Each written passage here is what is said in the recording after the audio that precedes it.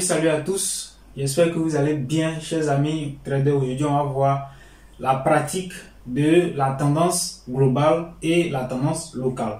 Donc la dernière fois nous avons vu ce que c'est que la tendance globale et la tendance locale, comment trader, comment comprendre la tendance locale et la tendance globale. Donc aujourd'hui nous allons voir en pratique comment tout cela fonctionne afin que vous puissiez savoir exactement sur quoi prêter attention afin de pouvoir prendre des positions dans le sens de la tendance. Je dis bien dans le sens de la tendance. Donc si par exemple vous repérez une tendance globale qui est toujours en cours, dans ce cas vous prenez la position dans ce sens-là. Si c'est une tendance locale, c'est-à-dire que si la tendance globale est terminée, donc impose, et que nous avons une grande correction qui est en cours, donc nous avons une tendance locale. Dans ce cas, vous devez comprendre cela afin de trader dans le sens de cette tendance locale-là. Voilà. Donc, la plupart du temps, les traders qui tradent sur le marché, je dis les débutants, donc il sait qu'il y a beaucoup de traders qui sont expérimentés, qui font de l'argent en fonction de leur compréhension du trading. Mais je parle des débutants qui ne savent pas qu'est-ce qu'ils achètent, qu'est-ce qu'ils vendent. C'est-à-dire quoi? Quand il dit ils ne savent pas, c'est quoi? C'est que, par exemple, si nous avons une tendance globale, quelle est cette tendance globale-là? Si cette tendance globale est baissière, alors c'est dans cette tendance, nous vendons cette tendance baissière-là. Ou bien, vous achetez cette tendance baissière-là. Vous voyez? Ce qui veut dire que, si par exemple, il y a une tendance qui est baissière, donc que vous vendez, dans ce cas, vous tradez dans le sens de cette tendance. Mais si vous achetez, ce qui veut dire que vous tradez contre cette tendance-là. Ouais, dans les deux cas, ce sont des choses qui se font très bien avec ceux qui comprennent les mouvements sur le marché. Donc, soit vous tradez en contre tendance, vous savez que vous tradez en contre tendance. Si vous tradez dans le sens de la tendance, vous devez aussi également savoir que vous tradez dans le sens de la tendance. Donc, nous allons voir ça sur le graphique. Nous allons essayer de comprendre et de décortiquer tout ce que nous avons vu en théorie la dernière fois sur le graphique afin de voir comment est-ce que tout cela fonctionne en général. Quand nous prenons le graphique, nous avons la paire Euro-USD, plusieurs paires sur le marché. Donc nous allons prendre la paire USD, cette paire-là, USD, et puis on va voir quelle est la tendance qui est en cours en ce moment. On va essayer aussi de décortiquer les tendances qui se sont produites dans le mouvement. Bien. Donc on va réduire le graphique pour voir plus loin quelle est la tendance. Donc quand on réduit le graphique, le marché, à partir d'ici, est parti à la hausse. Ensuite, nous avons une correction. Ensuite, le marché est parti à la hausse. Nous avons une correction. Et maintenant, il va à la hausse. Voilà. Donc, quand on se base sur ce mouvement, sur cette paire-là, USD-JPY, en fonction de ce que je vous ai expliqué la dernière fois dans la théorie, quand on regarde, on voit que nous avons la théorie de Shaldo, d'accord, et la théorie d'Elliott qui sont dans cette compréhension de tendance-là. Donc, on va essayer de décortiquer. Regardez, quand on prend le marché à partir d'ici, nous avons un premier mouvement, deuxième mouvement, d'accord, troisième mouvement, quatrième mouvement et cinquième mouvement.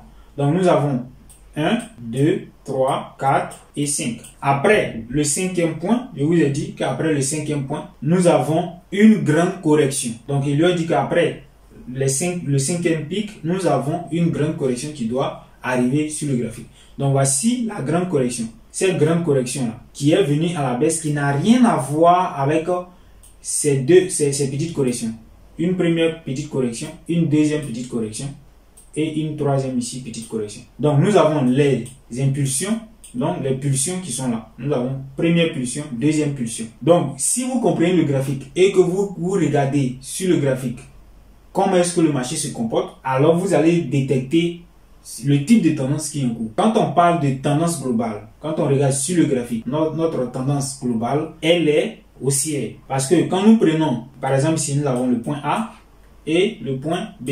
Quand on regarde, on voit qu'à partir de là jusqu'au point B, nous avons une tendance haussière. Le marché évolue à la hausse. Mais dans ce mouvement haussier, nous avons des corrections.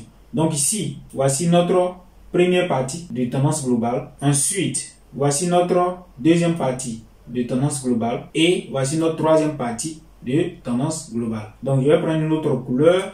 Maintenant, voici la première partie de notre tendance locale à la baisse. Donc, la première partie de notre tendance locale. Ensuite, c'est-à-dire que qu'est-ce qu'on remarque ici?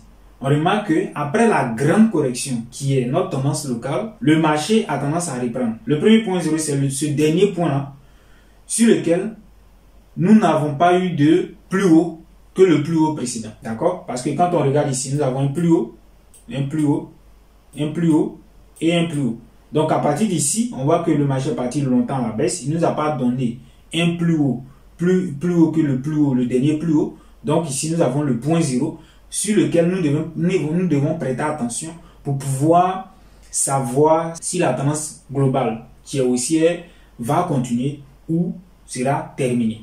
Donc ici, quand on regarde, on voit que en fonction du fait que nous n'avons pas eu ici un plus haut que le plus haut précédent, donc nous sommes partis dans une correction qui nous a donné une tendance locale.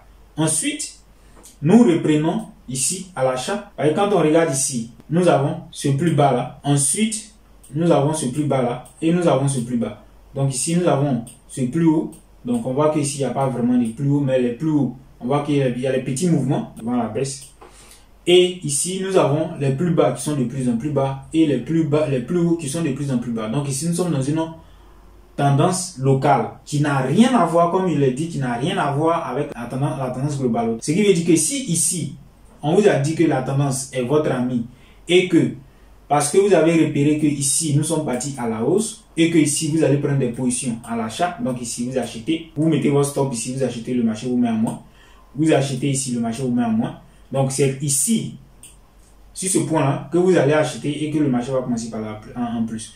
Donc, si par exemple, en tant que trader de la théorie des VSA, nous étudions la théorie des VSA, nous devons comprendre jusqu'où le marché va aller avant de se retourner. Donc ici, nous avons le point 0. Dans ce secteur-là, dans tout ce secteur-là, nous allons chercher les niveaux. Donc les niveaux ici qui vont nous donner sur lesquels nous allons chercher les positions des professionnels. Donc quand on prend ici, dans ce secteur-là, voici les volumes qui sont dans ce secteur-là.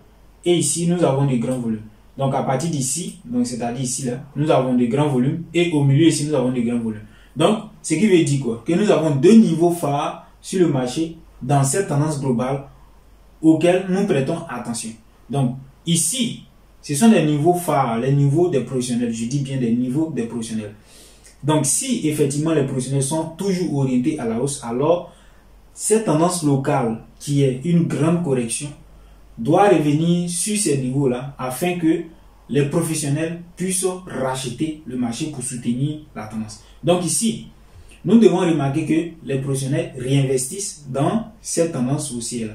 Alors, qu'est-ce qui va nous permettre de savoir que la tendance locale est terminée? Regardez un peu ici. Quand nous avons eu ce mouvement baissier qui nous a donné des plus bas que les plus bas précédents, le marché est parti à la hausse, il a formé un pic ici, en haut ici, et il est venu à la baisse. Donc quand on regarde, on voit que ici, le marché a formé un premier pic, et puis ce pic-là, qui nous a envoyé à la hausse ici, n'est pas venu plus bas que ce dernier plus bas. Donc en fonction de ça, nous comprenons déjà que la tendance locale est terminée. Donc à partir d'ici, c'est-à-dire sur ce point-là, nous pouvons prendre position et comprendre que ici, à partir d'ici, comment est-ce que le marché, les professionnels ont boosté le marché à la hausse, alors nous pouvons comprendre que si le marché revient sur ce niveau-là, nous allons acheter. Donc nous achetons et nous attendons que le marché vienne chercher dans un premier temps le niveau du point 0, donc le niveau du point 5.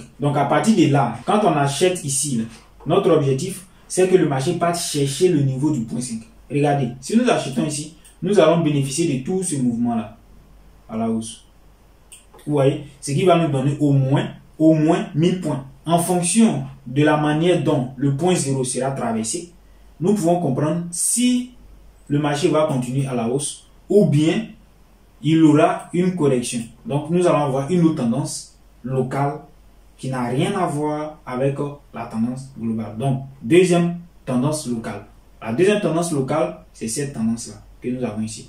Donc ici, on voit que nous avons eu une force cassure du point 0, de ce point 0 là. Donc à partir de là, nous sommes partis à la baisse et le marché nous a donné une deuxième tendance locale. à partir d'ici, nous avons la première tendance locale et ici, en fonction de ce point 0 là, donc ici nous avons une force cassure qui nous a donné encore une deuxième tendance locale. Donc ici, nous avons la deuxième tendance locale qui est là.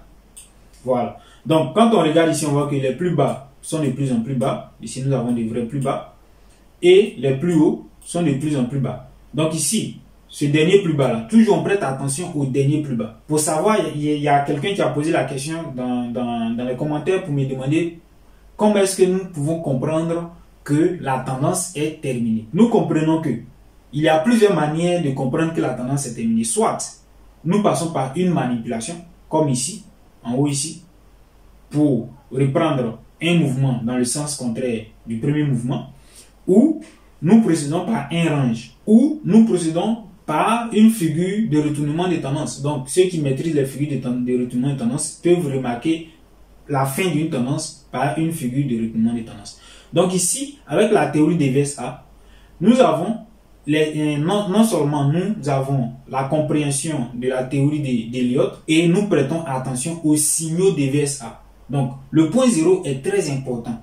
Le point 0 dans la tendance est très important. Le point 0, c'est le point 5 de la théorie d'Elliott qui nous dit que si nous sommes dans une tendance, alors chaque plus haut, soit nous sommes dans une tendance aussi, donc, et on doit avoir un nouveau plus haut que le plus haut précédent. Donc, au cas où nous n'avons pas un plus haut qui n'est pas plus haut que le plus haut précédent, alors nous comprenons que la tendance est en train de se terminer et que nous allons passer d'une tendance globale à une tendance locale. Deuxièmement, avec les signaux de la théorie des VSA, le point 0, s'il est manipulé, si nous avons un signal de manipulation, alors nous comprenons que le mouvement qui est parti, qui est censé être la reprise de la tendance globale, n'a pas pu traverser le point 0 et que nous allons passer à une tendance locale qui est une tendance de correction. Avec ces signes-là, nous comprenons que le mouvement qui est parti à la hausse ou bien à la baisse s'est terminé après que ce mouvement n'ait pas donné un plus bas que le plus bas précédent ou bien plus haut que le plus haut précédent. Donc quand on regarde ici, on voit que nous avons les plus bas qui sont de plus en plus bas dans cette tendance baissière locale. Et ensuite, qu'est-ce qui se passe? C'est que le marché part à la hausse, il revient sans qu'il ne vienne former un plus bas que le dernier plus bas. Donc à partir de là, quand le marché repart à la hausse, nous comprenons que la tendance baissière est terminée. Donc à partir d'ici là, nous achetons le marché et nous attendons que quoi? Nous attendons que le marché vienne chercher le point où il y a une manipulation. Cette fois-ci, ce n'est pas ce niveau, le niveau 5, mais le pic en haut là-bas, où il y a une manipulation. C'est notre objectif. Ensuite, en fonction du signal qui a boosté le marché à la hausse, nous comprenons que nous sommes dans une reprise de tendance globale. Donc, si le marché allait prendre notre profit, on attend une correction. On attend qu'il y ait une correction sur le niveau clé que nous allons repérer dans tout ce mouvement pour permettre à ce que le marché vienne sur ce niveau. Par exemple ici, nous avons vu que après la tendance baissière locale, le marché est parti à la hausse, il est venu à la baisse et il est resté dans un mini range ici. D'accord? Donc ici, nous avons les niveaux qui sont là. Nous voyons que le marché est venu toucher. Il est venu toucher une fois, deux fois, trois fois, quatre fois, n'a pas pu traverser ce niveau-là. Donc ici, nous avons un niveau fort, un niveau essentiel.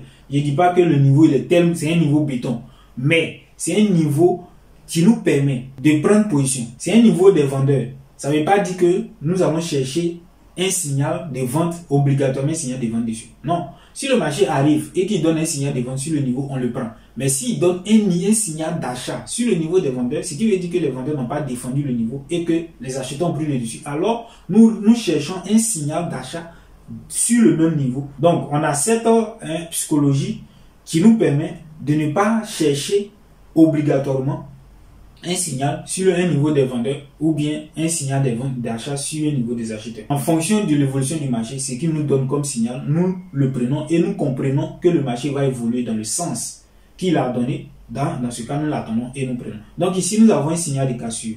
On ne le prend pas. Quand avec la théorie des VSA, ce signal, on ne le prend pas. On attend la correction. Donc voici notre point d'entrée ici. À partir de ce point d'entrée là, nous avons ici Jock.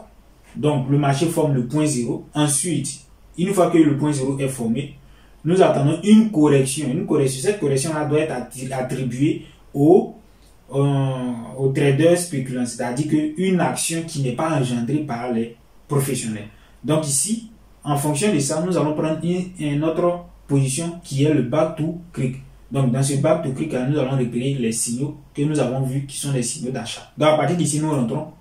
Et notre objectif, c'est que le marché traverse ce point 0. Donc nous avons acheté ici, il est venu prendre notre profit ici. Nous rachetons ici. Notre objectif maintenant, ce n'est plus ici, mais c'est au-dessus de ce niveau-là. Donc, soit ici, on met notre objectif, ou bien on met notre objectif loin et on décale notre stop. On a un stop suiveur qu'on va placer dans, c'est-à-dire en dessous de tout ce qu'il y a comme investissement des professionnels. Ici, les professionnels ont acheté. Voici leur position. Donc, ils ont défendu ici. Ici, là, ce mouvement qui est parti à la baisse, ce n'est pas un mouvement des professionnels. Raison pour laquelle il sera traversé tranquillement, à l'aise même. Ensuite, nous avons ici deuxième investissement des professionnels. Ce qu'il y a eu ici, c'est la même chose qu'il y a eu ici. Donc, si nous avons acheté ici et que le marché traverse ce point-là, notre stop suivant, qu'est-ce qu'on fait? On déplace notre stop, on le met là. Vous voyez? Et puis, le marché continue d'évoluer, Il évolue. On remarque en fonction des bas et des volumes, nous remarquons les investissements des professionnels. Donc, ici, nous avons l'investissement des professionnels. Le marché est parti à la hausse. Le stop qui est là, on le déplace, on le met là, pendant que le marché se trouve ici. Et il traverse là, il s'en va. Dans ce mouvement aussi, on repère encore un deuxième investissement des professionnels, donc qui est en haut ici. Et puis notre stop, on le met là. On met notre stop ici. Et on suit doucement le mouvement jusqu'à ce que nous ayons les 5 points que Elliott nous a fait comprendre. Donc nous avons un premier point, ça fait 1, 2. Donc ici, nous sommes partis à la hausse. Nous allons venir chercher un troisième point. Donc nous avons 1, 2, 3. Donc ici, soit si le marché part à la baisse, on va marquer le 3 et ici on va marquer le 4. Et puis on va avoir un 5 en haut là-bas. Donc ce qui va donner le dernier point 0. Donc si vous remarquez très bien les mouvements sur le marché, il est facile de repérer techniquement très bien la théorie de Charles Dow et la théorie d'Elliott afin de comprendre la tendance, qu'elle soit haussière ou baissière. On va travailler sur les ranges, mais on verra ça. C'est une vidéo spéciale que je vais faire sur les ranges prochaine fois pour vous expliquer comment trader aussi, comment comprendre le range, comment savoir si le marché va sortir à la hausse ou bien à la baisse. Donc, voici un peu comment vous devez trader dans le sens de la tendance en se basant sur la théorie de VSA. La théorie de VSA qui prend en compte, comme je l'ai dit, la théorie de Charles Dow et la théorie d'Elliott. Ici, on n'a pas besoin d'indicateurs, on n'a pas besoin de mettre des lignes de tendance, les moyennes mobiles ou bien le RSI pour savoir que nous sommes en surachat ou bien nous sommes en survente. Si nous sommes en surachat, le marché va nous dire qu'il est en surachat, donc il va faire correction. Seulement nous sommes ici comme des traders qui suivons les professionnels. Donc toute action qui est basée sur une action professionnelle attire notre attention. Hormis cela, s'il y a une action qui est engagée, qui n'est pas basée sur les actions des professionnels, ça attire notre attention, mais ça n'attire pas notre attention sur le fait que nous allons prendre position dans ce sens. Voilà ce que je voulais dire. Pour tous ceux qui ont des formations, qui ont pris des formations, qui ont acheté des formations, ou bien qui étudient le trading eux-mêmes et qui n'arrivent pas à rentabiliser, et je vous conseille d'essayer la formation de la théorie des VSA. Et vous-même, vous allez comprendre si entre tout ce que vous avez appris jusqu'à maintenant, quelle est la différence? Qu'est-ce qui n'a pas fonctionné au juste? Voilà. Donc, changez de style de trading. Ce que vous faites jusqu'à maintenant, si ça ne fonctionne pas, pourquoi vous insistez? Essayez d'autres choses. Et vous allez comprendre que le marché va s'ouvrir à vous. Des personnes me demandent pourquoi je ne trade pas avec les bougies. Parce que les bougies ne donnent pas les informations que nous cherchons, que la théorie des VSA nous enseigne et que nous cherchons. Les bas ouvrent le graphique et nous donnent toutes les informations nécessaires dont nous avons besoin pour comprendre le mouvement qui est en cours. Donc, si vous avez aimé cette vidéo, chers amis, mettez un like, abonnez-vous. Pour tous ceux qui sont nouvelles sur la chaîne, regardez les vidéos. Il y a beaucoup de vidéos de formation sur la théorie des VSA. Posez les questions, mettez dans les commentaires tout ce que vous voulez, sur quoi vous voulez qu'on explique afin que vous puissiez comprendre ce que c'est qu'un mouvement sur le graphique. Parce que quand vous vous mettez sur le graphique et que vous ne savez pas ce que vous cherchez, il vous sera difficile de prendre une position à l'achat et puis le marché ne va pas venir chez vos stocks. Ça, c'est très difficile. Mais si vous savez ce que vous cherchez, même si vous passez deux semaines en train de chercher ce que vous savez que vous cherchez sur le graphique, ça vous motive. Vous venez vous asseoir, vous ne trouvez pas, ok, il n'y a pas de souci, on attend. Le prochain jour arrive. Dès que vous retrouvez ce que vous cherchez sur le graphique, vous prenez position et vous attendez.